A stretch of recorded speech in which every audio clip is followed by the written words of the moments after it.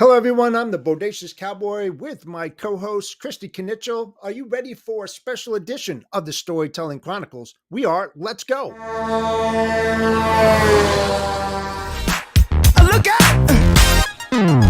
Pop, pop, it's showtime. Showtime. Guess who's back again? Oh, they don't know. Oh, they don't know. I bet they know as soon as we walk in. Showed up. I'm wearing Cuban links. Designer mix. Inglewood's finest shoes. Don't look too hard, might hurt yourself. Known to give the color red the blues. Hello, everyone. I am the Bodacious Cowboy. It is Monday, the 15th.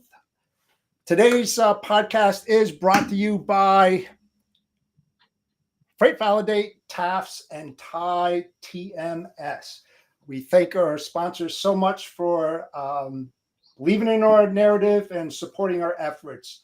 So without further ado, we have a great guest today, Nisrine Masri. Hello, Nisrine. How are you?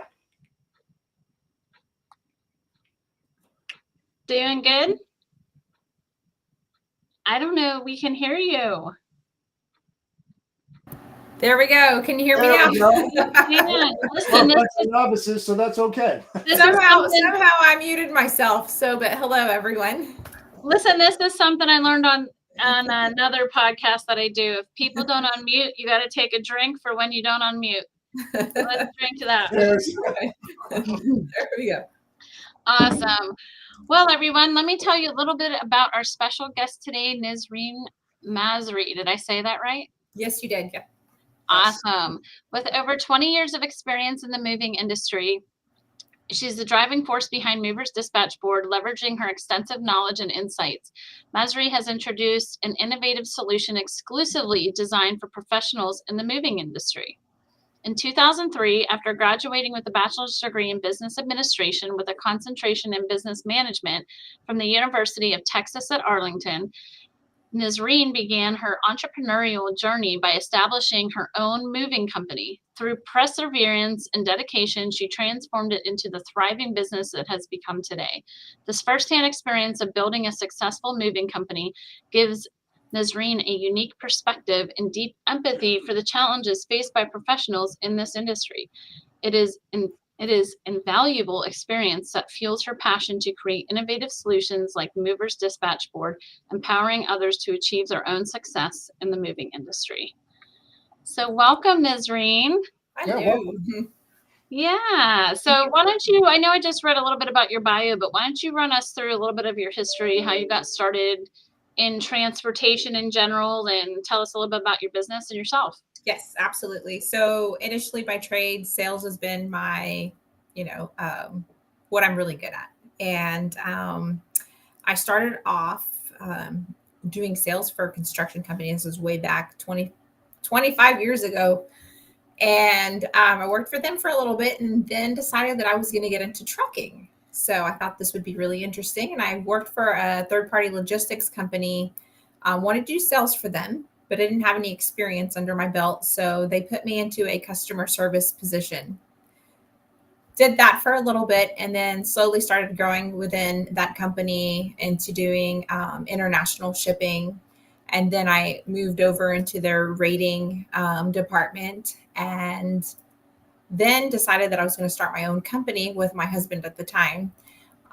He was working for another moving company and thought, hey, let's just start our own. You've got some experience in trucking. You're a great salesperson. Let's just start our own moving company. I said, okay.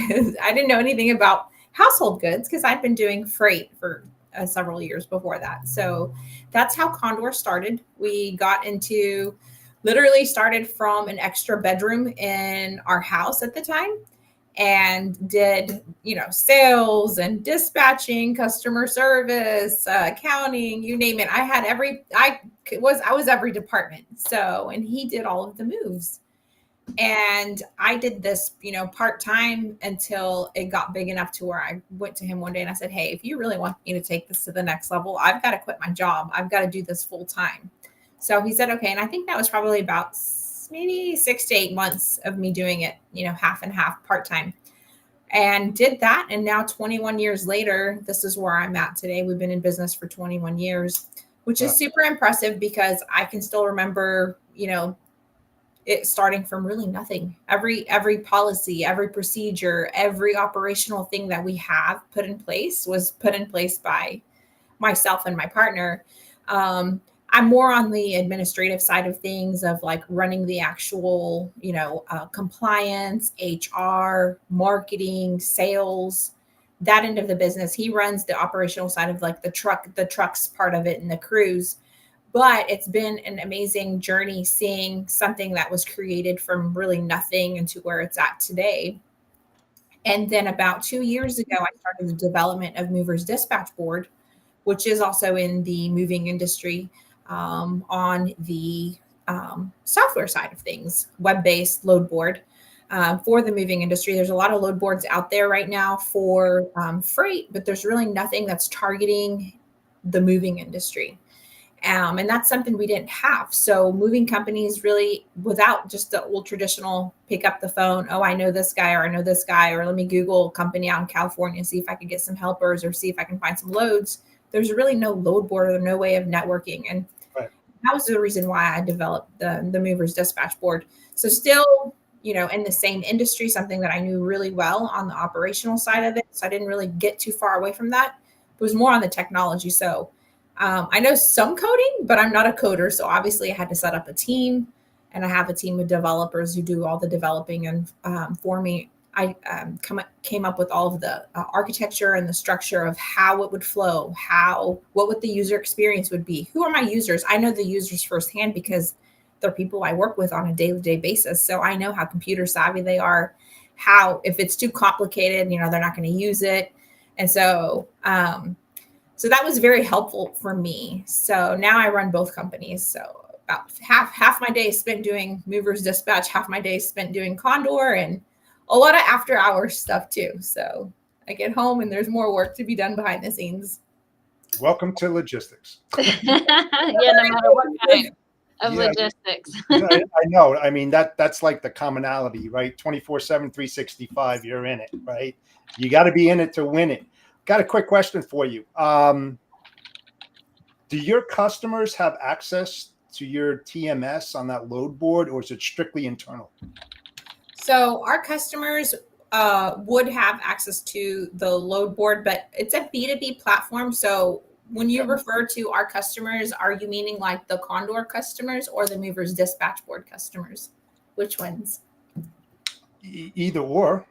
Okay, so with Movers Dispatch Board, it's B2B strictly. So it's going to be, moving company A is based out of California, and they're going to work with moving company B out of Florida, and they're going to interline loads together.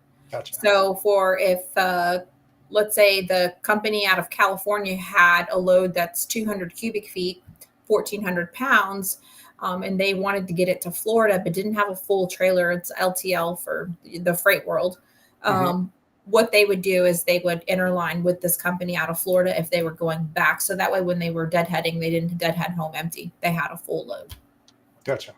So as far as that goes, they obviously would have access to it. Right. And let me ask you this. 21 years ago, back in 2003, was much different than it is today. How receptive were your customers to you, being that you own the business, you're running it?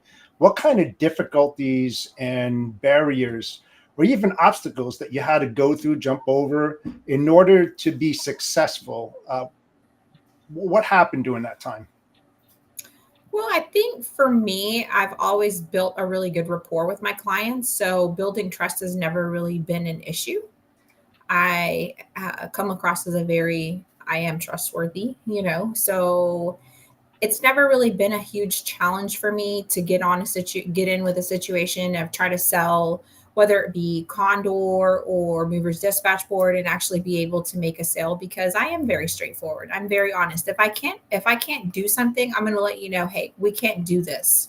Right. So I'm not going to overpromise for the business. And for example, on the Condor side of things, people have budgets, and when I know someone's moving and they can't afford what we want to charge, I'm going to let them know. I'd rather not have their business and let them go somewhere else and find the business, the price that they need, just so I'm not overextending my client. So I've always been very, very straightforward in my sales. And I think people have always appreciated me for that. With Movers Dispatch Board, for example, I've made that very user-friendly, no long-term contracts.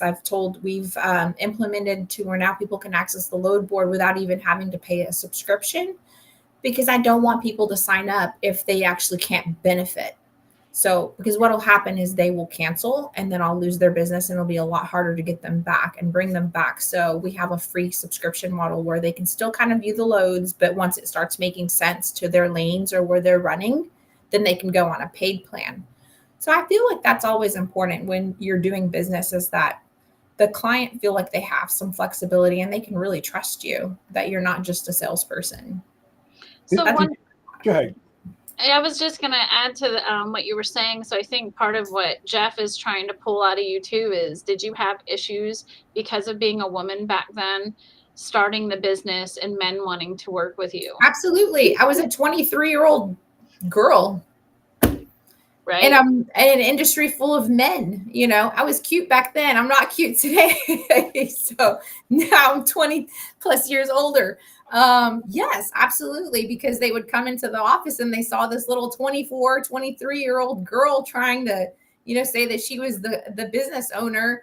And so there are a lot of times I didn't tell people I was the owner, because I didn't want them to, stereotype or think, oh, here's this young girl saying that she's the owner. But I knew what I was capable of.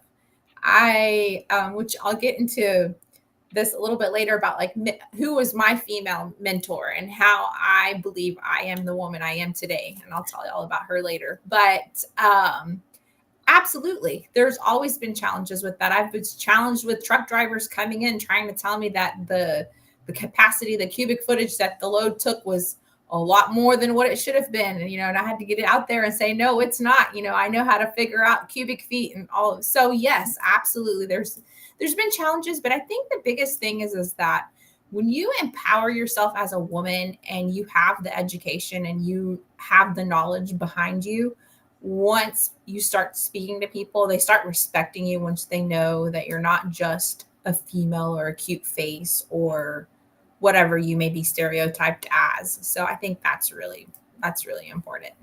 How did you feel? I mean, how did you feel when you had derogatory statements and guys out there who dominate the field at that time? How did you feel inside? And the reason I'm asking you this is that there's a lot of women out there who are starting their own business. What kind of pointers can you give them to get over those feelings, to drive forward, to be successful, and just keep the foot on the gas? I mean, because it's tough. Well, I think the biggest thing is to believe in yourself, right? That's the most important thing. If you don't believe in yourself, people won't believe in you. So I think that's really important, is that when you are facing a situation where you're challenged and you're put to the test, whether it may be just something small through life, through your career or whatever it may be, is that you be confident and that you believe in your capabilities and what you're capable of doing. Because in life, you're going to be challenged by all kinds of people. You're going to be challenged by other women. You're going to be challenged by men. You're going to be challenged by younger, older. You're going to be challenged by a lot of things. So I think if you really believe in yourself and know that you're capable and you don't give up, that's the foundation of success. The minute you give up and start not believing in yourself, I think that's when people start seeing failures. And it's kind of funny because it's not in a career sense, but my son, for example, was playing basketball, and it was actually post-COVID, and he was on the team and he wasn't doing so well. And I looked at him after the game and I said, hey, how did you feel during the game? And he said, he didn't play as well. And I said, well, I have to tell you one thing I noticed on the court. And he said, what? I said, you're not confident. You're not confident in your moves. You're not confident in your plays. I can see it. I can see that you're not confident in what you're doing. And the reason why I feel that that's important is, as a leader, whether you're going to lead women or you're going to lead men, when your leader is not confident, you can't follow. So Right. as if you're trying to be a leader, whatever gender you are, you have to be confident, because no one's going to listen to you if you're not sure of yourself. Yeah, I think that's a huge point that you're making there, because I think that's the same issue I had early on, being young like you as well, not having the confidence that I knew as much as I really did, being afraid of what people were going to say when I did open my mouth because they've been around longer than me. But once you get over that and you really understand how important that is to have that confidence in yourself, you're absolutely right. It changes everything for sure.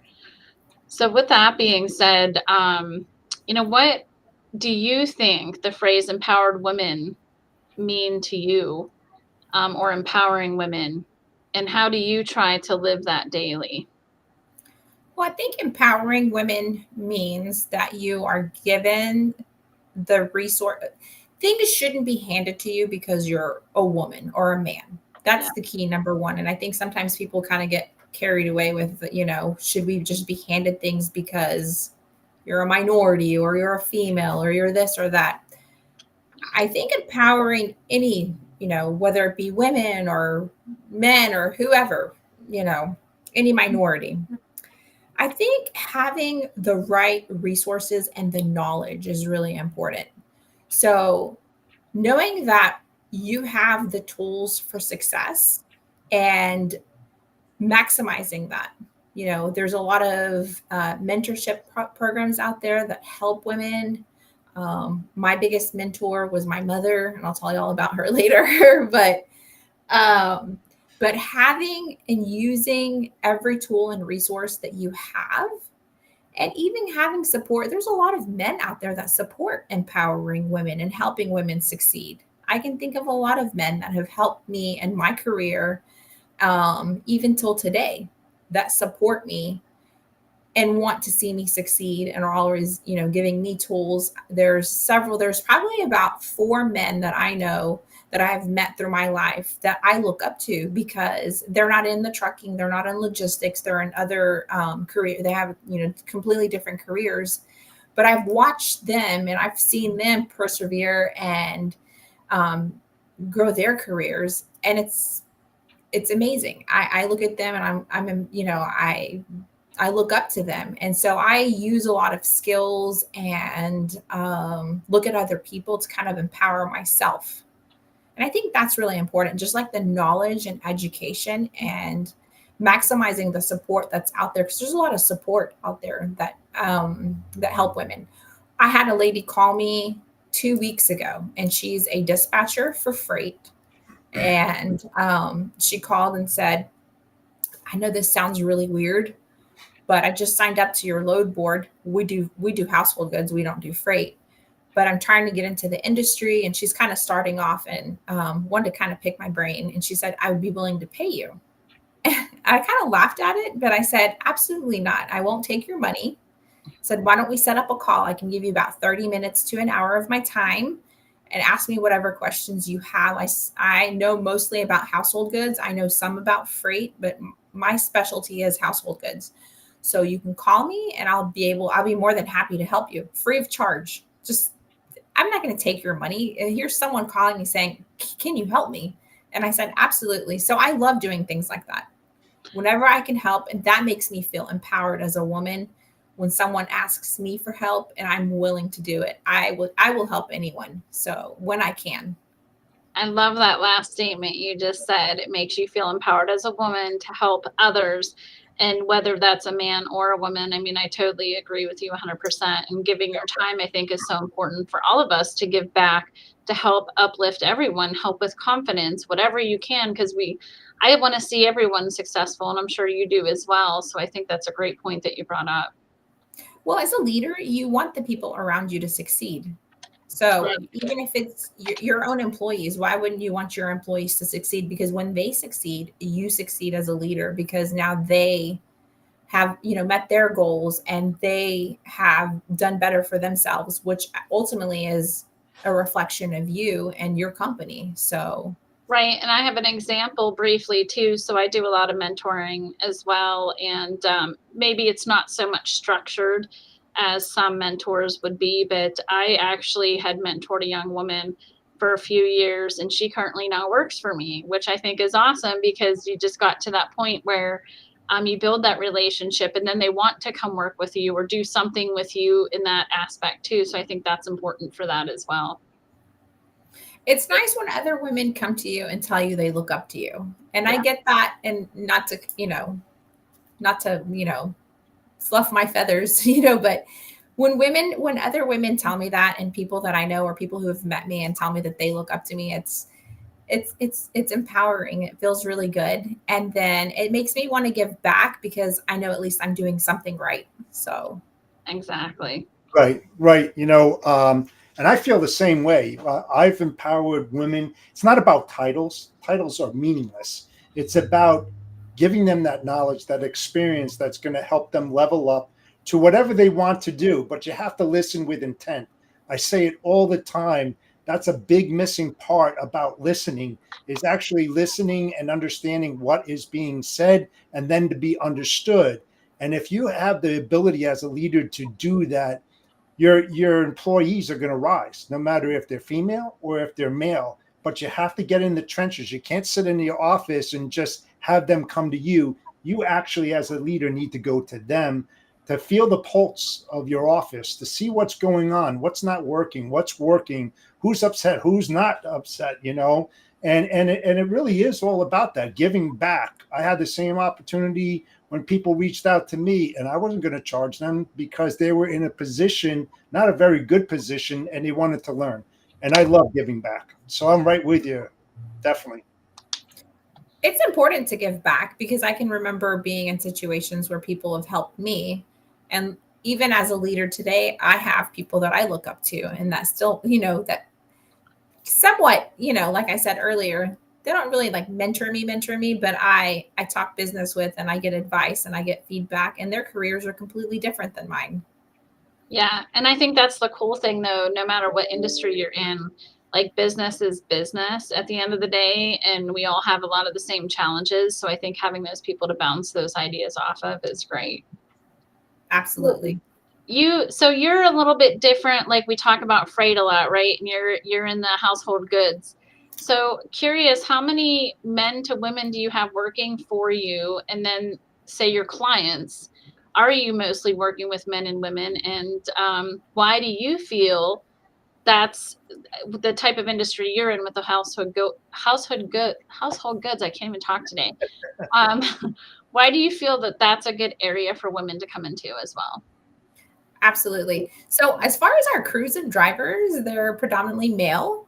Okay. It just seems that, not that we wouldn't hire females, but it's been predominantly men who have applied for these positions and taken the driver roles on and the labor roles. Our industry is very labor intensive. Not to say that a woman couldn't do it. It can absolutely be done. Sure. But you're talking about, loading, wrapping, disassembling furniture, where with freight, it's dock to dock. It's a little easier. It's not as labor intensive. We've got men who don't even want this job. It's hard. And we're in Texas. So imagine the summer heat, it's 100 plus outside, and you're having to move people, and you're moving big, bulky furniture in and out of houses. It's a very labor intensive, hot, backache job. It's just not a fun job. So that position's always been very hard to recruit. Drivers typically want to go to freight because it's no touch. It's dock to dock, hook up and detach, and there you go, you're done, so it's been hard, but obviously there's still men who want to do the job. And like I said, we would hire women to do the job too. Our office is predominantly all female. Okay. So we are predominantly all female as far as like customer service, marketing, accounting. We're mostly made up of females in the office. So I would say it's a good split between male to female. But, I always tend to hire who's most qualified. Whether you're a man, a woman, I will empower, and I'm all about empowering women 100%. I'm a female myself. I'm going to support women, but I'm not going to just hire someone just because of their gender. I'm going to hire the most qualified person, and I'm going to treat them equally. I believe that I'm a strong supporter of the most qualified gets the job, but I will always support women as a woman. And I feel like in some situations we have, we're a little bit stereotyped in some, occupations, careers, in some places. But that's been my role as a business owner. Is I've always tried to hire the most qualified for the position, who I felt would be the best fit for the position. Yeah, So I agree. you have assets? As far as trucks, Yeah. Absolutely. Oh, I didn't know that. And how does your drivers get along with a female dominant office? Any kind of disparity there or anything like that? As far as our employees here, obviously with the two companies, when I jump back to Condor, our drivers have always been very respectful. The only time I've had issues with drivers, they were typically drivers that came in from another company that we were interlining loads with or something. And that's probably where we've gotten the hey, you've got more cubes. But as far as our actual employees, we have a really good culture. And we've been around for a long time. And so I think people understand when they come to work for me, they're coming to work for a woman. So, I haven't really had any major issues as far as like the culture here in the office, as far as, men not being respectful, vice versa, but. Very cool. And I want to bring up briefly, a friend of mine is a mover. He works for a company here locally in Pittsburgh, so he moves people, and he happened to move Russell Wilson, who's coming to play for the Pittsburgh Steelers this past weekend. Oh. Yeah, he was sending us pictures, probably not allowed, but was definitely sending us pictures. Yeah, we know.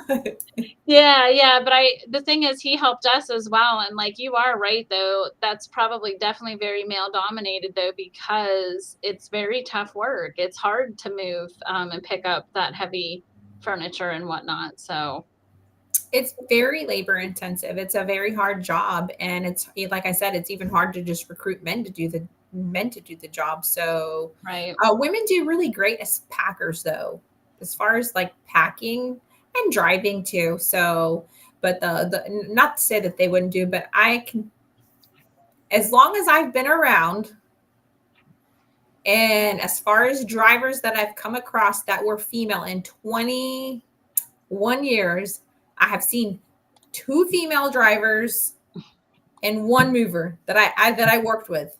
Wow. And that's it. Yeah, because one of the questions I was going to ask is that if you have a female driver, I'm sure depending upon if it's a full load with the lift gate, all wrapped and packed and you name it, do you hire lumpers as well? Do we hire who? Lumpers. What is a lumper? A lumper is somebody that will meet you at a site to help offload the goods. Okay. Yes. Yeah. In the freight world. Yes. Okay. In the freight world. What do you call that? What do you call them? In movers? I mean, what? I mean, that's probably just a helper. Yes, they are just helpers. Yes. Yeah, absolutely. So it varies on, sometimes on our trucks we'll run like a two man, and they'll pick up an extra man somewhere else, wherever the destination where they're going to. For all of the way we operate with Condors, we bring everything's brought into our terminal, either here in the Dallas-Fort Worth area or in Houston, and then we reload onto a semi and get it to where it's going, unless it's a live load where we load and take out to destination on the same truck. Probably not the same day, because with loading, it could take, if you're loading a semi, it could take a full day to load up a semi of household goods. Yep. You've got to wrap the furniture, disassemble the beds, disassemble the furniture, and stuff like that. Where with freight, it's like, okay, you back up to a dock, you clip your full one, and you go. So, well, it makes life a lot easier. Yeah, you know what? It's pretty much white glove delivery. It is. Yeah. That's exactly, because you're bringing it into the house, going up the stairs, you're removing the dunnage, you're taking it back to the van, you're stacking up, you're folding. I mean, it's constant. You're constantly moving. So I can see the issue with having a female in there. But when you do see females, I was just curious, when you do get the helpers, I'll use the moving term, to help out a female, how they would interact, or what you would do in a situation like that to prevent that from happening if there was any kind of, discussion that shouldn't be held? Well, I mean, if there's a woman out there doing it, they probably won't get a lot of, frowns from the men, because you have to be pretty tough to do that job. That's a lot of lifting and working. Yeah. It's very labor intensive. So obviously they'd be capable of, being put out there and not being, not get hurt. But like I said, not to say there's a lot of movers out there though, like other than Condor, that do have female helpers. But like I said, I would say the percentage ratio is like 10% maybe female out there, and I've only come across a few. Yeah, no, I mean, I think you made a good point. Like the ones that probably could do it definitely can hold their weight with anything in regards to having some issues with men probably, while they're working. So I'm not going to mess with her if she's out there doing that right. job. Exactly. Like I was about to say that some of them you wouldn't want to mess with. I mean, yeah. So you have an interesting setup, but I guess what would be some advice you could give our audience about what steps organizations can take to create a more inclusive and supportive environment within their companies? Well, I think having mentorship programs, I think that's a real big one, because I think that having a mentor to look up to and having someone kind of showing you the ropes is always very helpful. I've had some of my daughters, she's a senior in high school, who some of those kids have asked me to intern for me, because they're always hearing about different business things. They come over and I talk business to them, which may be boring for them, but right. I do. But I think that's important, is to have something like that set up, to have we don't have a formal, because we're kind of small as far as Condor goes. So we don't have like a formal mentorship program, but I kind of just casually do it, like you mentioned earlier. But I think that to me would be very beneficial, because it's one-on-one, it's real. And I think you get the first hand from someone who's actually in a role position and can kind of learn the ropes from someone who's doing, in a female leadership position. Yeah, no, I think those are really good points. Well, with that being said, go ahead, Jeff. Yeah, so we want to definitely talk about our sponsors. We appreciate them. We have Ty, who is a brand new sponsor. We appreciate them coming on board, like I said earlier, supporting our narrative and what we're trying to achieve here. So please, Christy, let's start off with the first one. We have a couple. All right. Well, since Ty is our new one this week, let's start off with them. So Ty TMS provides freight brokers with an all-in-one platform for quoting, booking, and tracking shipments. Ty automates your LTL shipping process and provides full truckload brokers with a centralized platform for sourcing load coverage. We simplify your workflow so you can manage all your current shipments in one page, empowering your staff with a fast, efficient process built for speed and scalability. Our next sponsor is TAFS. TAFS specializes in purchasing accounts receivables from small and medium-sized transportation companies, helping them boost profits and increase cash flow. With a focus on exceptional client service, TAFS has risen to become a leader in the transportation factoring industry. Ready to elevate your company's financial success? Contact TAFS today at tafs.com. Trucking excellence meets unparalleled service. Enjoy exclusive benefits like our fantastic tire discounts. Need cash fast? Try our 1-hour advances. Plus, we're here for you 365 days a year. Need loads? We have a pro dispatch service. This is why TAFS was recognized as the top factoring company in 2023. You'll benefit from strategic partnerships for enhanced operations. Access business loans and manage your finances easily with our client portal, F2 Fuel Card, and mobile app. At TAFS Factoring, we're more than just a factoring company. We're your partner in success. Contact us today to see how we can help your trucking business thrive. Our next one that we appreciate is Freight Validate. Freight Validate, the ultimate identity and compliance verification system for the logistics industry. Freight Validate empowers shippers, brokers, carriers, and much more, ensuring compliance and regulations and mitigate fraud risk. With Freight Validate, you can easily verify entities' compliance status and identify potential threats within minutes. Don't risk your business with unverified carriers or brokers. Choose Freight Validate for peace of mind. Learn more at freightvalidate.com and start your verification process today. Motor carriers depend on Freight Validate to stop fraud, but they can't do it alone. Shippers must verify every carrier that comes in to pick up a load. Hey Siri, check Freight Validate. Sure, what's the MC number? 123127.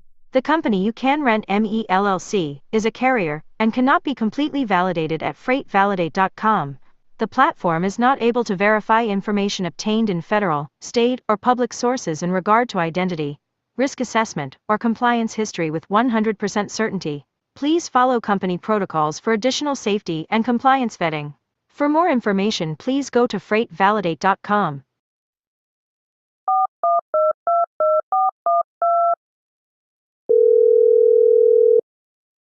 Fly-by-night freight brokers, how can I help you? Mr. Broker, why did you send me this carrier? They are not validated on Freight Validate. Please do not send me any carrier that is not validated on Freight Validate. If you are not using Freight Validate, I suggest you start. I'm sorry, we cannot load you. Your company does not meet our compliance standards. Please call your dispatcher for more information. Fraud starts with fraud. It ends with Freight Validate.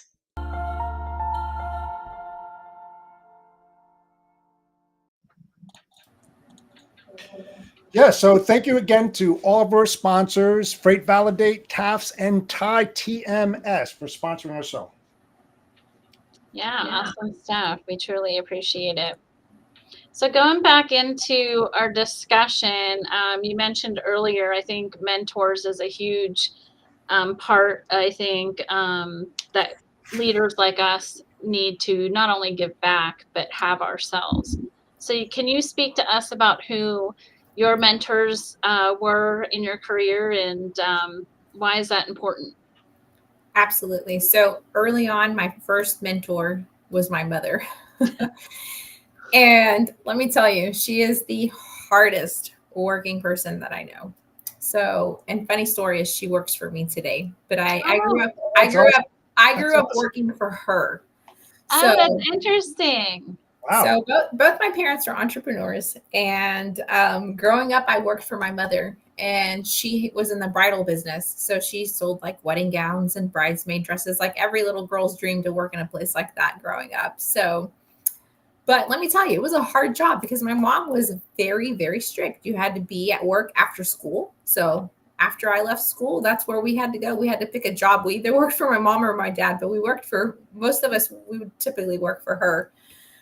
So we would go work for her, and you were working until it was time to close shop. You were there. So it was very, very, she taught me how to bookkeep, doing the books. She trusted me. And I don't know if I would ever trust my high school children to run my business, but she did. She left us one year and went back overseas to visit her family and had me run her shop. I thought, oh my gosh, here I was, this like 16, 17-year-old running her business. But she did. She trusted me enough to like leave me to run the shop and, you know, do her books and do all of that. And that, seeing her, and I'm going to tell you why she was my mentor, because when we moved to the States, I'm Lebanese, and we moved here back in the early 80s. And we moved here, lived in a 1-bedroom apartment with my mom. Mm-hmm. And my mom went from like babysitting when she first got here as a job into owning her own business. And I saw the hard work and dedication that she put into hours and hours to make sure that we had the lifestyle that she wanted to give us, her and my dad. And seeing her, leave her country and leave where she came from to like nothing, basically, and work so hard. And the three of us, I have 2 sisters, are super successful, my sisters as well. And just seeing her train us to be the hard workers and knowing that if we just never gave up and worked hard and learned those skills at an early age, really put me in the place where I am today. So I really have her to thank for my hard work and dedication. Sometimes I wish I was lazy, but I'm not, but that was instilled into me from being a young girl, is to be an entrepreneur and to build something and not to just settle for anything than the best. And I think when you have that, kind of growing up and you have that mindset, and that's why I also know, like, you don't have to have a whole lot to become an entrepreneur or to start, whether you want to own your own business or whatever it is you're trying to climb the corporate ladder, whatever you're trying to do, you can build that from just hard work and dedication and really like having a set goal and working towards your goal. So I'm a firm believer of hard work, eventually it will pay off. If you've got your mind in the right place and you work hard for your goals, you will achieve them. Like, nothing can stop you. But if you're just going to sit around and not work hard for what you want, no one's going to hand you anything, So, and that's always been my goal to success. Is hard. My hard work has paid off. I can go home and watch TV all night long and just do nothing, but I probably won't get to where I want. And that's super important, is you have to put in the extra hours. It's not an 8-hour day. I think you both know that. Yeah, no, it absolutely is. It's a choice. And when I spoke this past weekend, it's interesting because my father was my mentor, but I also say it in a way that, like, I got my work ethic from him, but I'm like, he also taught me what not to do. Like, yeah. just by watching him lead, So I think it's interesting because a lot of people don't have that anymore. Jeff and I have talked about this too. Yeah. That work ethic, I think a lot of us have now, like at our age level, like you just don't see that sometimes in the younger generation. And it's not that, like, we're not as parents sending that down to our children, but it's kind of like what happened, because you should just see the difference. So it's interesting. Yeah, you know what? Just to follow up on that, when we were starting, and especially when I started, we knew what the word collaboration meant. Whether it was a collaboration between men and women, or your position in carriers or hierarchies, it didn't matter. That's how you built success on it. Now you hear that word constantly all the time about collaboration, and I'm glad that the younger generation is using that word and using it wisely and making things work a lot more efficient and effective by using that word. So that's good. But what we want to continue doing is being that mentor and helping the younger folks to understand. And I say this all the time, and Christy and I have talked about it. If you're not careful, history will repeat itself. This industry is evolving quicker than it did back when I started, and it's going to keep on evolving. If you're not learning every single day, you're going to get lost and you're going to get misplaced. So what we're trying to do is to help these people to understand that if you're not learning every single day, you're not moving forward. Absolutely. And I think too, with like technology, where things are today is completely different than where we were when, I started my company 21 years ago. So the technology is so different. And if you're not innovative and constantly changing the way that you operate and you do your business, you'll fall back and you'll be set back. So I think that's really important, is that you understand that as a business owner, you're always having to change. You always have to be innovative. And for example, right now, I love AI. AI has been my best friend. So anytime I can use it to help me and getting my tasks done, and I optimize and I use it, but just even, simple things, your day-to-day calendars and, getting your stuff together, just using all the technology that's out there to be able to efficiently run your business and run your own schedule and run things is so much better than where we were 20 years ago. It was like archaic. Yeah, well, we didn't grow up with social That's an media. understatement. I feel like none of us grew up with social media. A cell phone didn't even exist until I was 18. Yeah. So now my 9-year-old, well, he's 13 now, but he was 9 when he got his first cell phone, and it's just like crazy to see how we have evolved. Oh, Yeah, absolutely. Oh, so the funniest for me is when I tell my kids, when we moved from overseas to the US and we would try to call my grandparents in Lebanon, we would have to call the operator to put the call through. Mhm. And the operator would put the call through. And then when we would talk to them, we would say hello. And there would be like a long echo. And then they would say hello. And then you got like 30 seconds later. Both my grandparents passed away, but they never met my children for real in person. But they did get to FaceTime. And that was something that was really crazy because I thought about when I was growing up, we were doing the hello. Yeah. And it would like eventually reach them. Well, it's But then it was interesting. like, oh, now they're in front of a screen and they actually got to see them Yeah. and they're on the other side of the world, which is, amazing. We didn't grow up Yeah. with that. No, it's interesting you say that too, because technology can be used in so many good ways now. When my father passed away a couple years ago, we used FaceTime to call everybody from the hospital because he was going to be passing away. So everyone could actually say goodbye to him and he could see them. He couldn't talk, but he was able to at least see them. So I think that that's a great point that you bring up about how we've evolved with technology. Yeah, Um, I can definitely agree with you. And one thing, there's good and bad with technology. The cell phones. That's why there's unfortunately a lot of couch potatoes out there where we used to play in the street and do all this other kind of stuff. Yeah. Where we actually had to read. To understand what was happening and stuff like that. Now you can just do it on a phone. And AI, listen, I am definitely a proponent of them. I understand its value, but I do believe in certain areas of the industry, it takes away creativity because it redoes your thinking, especially when you're writing something that's coming from the heart. And you go, you know what? I want to see what AI is going to do that for me. It takes away that soul, the way I look at it, about that real creativity, because you're giving it to a machine to do it for you. And I think that's a big takeaway.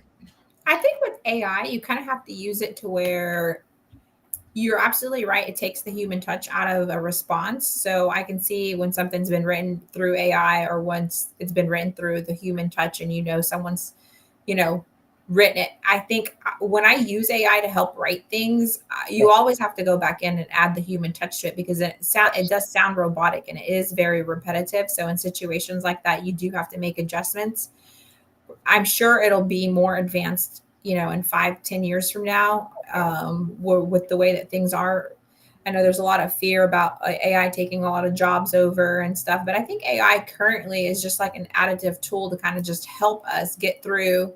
And as business owners, I'm all for trying to use it when I can to help with certain things, but I still think that the human eye has to kind of oversee what's regurgitated from AI, because some of it is just like, oh, okay, wait, this sounds good, but it's not completely personalized to your business. So you still have to kind of touch on it, and you can take something that was written in 3 seconds and then put an extra 10-15 minutes versus an hour into your time. But as far as technology in the trucking industry, when we first started, we had to use the maps, the Atlas books, the Mapsco books. We had Mapscos, all kinds of Mapscos. Now we're on the navigation in every truck, ELD, no more paper logging, electronic logging, satellite tracking for your trucks, where we didn't have that when we first started our company. If you lost the truck, it was like, okay, let's see when I can get a hold of the driver. So technology, as far as like on that trucking side of it, has really kind of evolved as well to where we're at today. Absolutely. Yeah, and I'll say, like someone I talked to recently, just to close out the AI discussion, because I use Chat GPT sometimes to help me with stuff, because I don't speak the best sometimes when I'm trying to say how I feel in a email or whatnot. But a lot of people have said out there that it's not going to necessarily replace people, but the people that use it, it's going to help those companies and those people, and the ones that don't, they're going to be left behind. True. Yeah. I mean, on the technology side, a lot of companies are using AI to help code, on the back end and stuff. And so some of it is good. Some of it is good. You just kind of have to use it, where needed to kind of be to be filler. What I found to be a really good AI versus Chat GPT was Jasper. They're not as big as Chat GPT, but their quality of their outputs, I like a whole lot better. You should look into that one. Christina, there's one thing I can kind of, I can relate with you on a lot of things. And that's about being when I'm typing up emails, I'm the worst because I'm going, and you're probably the same way. I'm going at 100 miles an hour, but I don't like to type, because I'm trying to get it done as fast as possible. So I'm usually the worst at emails and text messages because I will send a message, I'll hit send, and then I'll go back and read it. I'm like, oh my gosh. I'm the same way. 5,000 errors. Listen, everyone that works for me or knows me. Like, this is Christy sending misspelled words. It doesn't make sense. At least they get some laughs, I will say.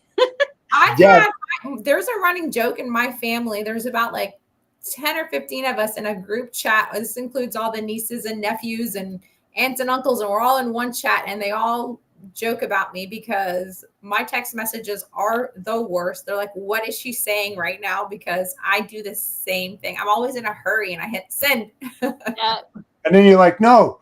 Exactly. Now you can edit. Have you ever tried Dragon App? No. Dragon App is a dictator where you have a microphone and you can start talking into your email, and it writes it for you. You don't even have to touch the keyboard or anything, and then it can go back in there and correct the grammatical errors that come up because it may not have understood what you were saying, especially if you have what do you call it, what's that called when you have a oh my god, not slang or whatever, but depending upon where you came from. So if you say y'all, it's going to change it to you all. or something else. Yeah. It kind of understands what you say, and that's why you have to go back and read it. But it's really quick to write, if you write an essay, you could be talking to it, or a quick email or a note to yourself. And you have to say period, question mark, all these different kinds of things that you have to say for it to understand.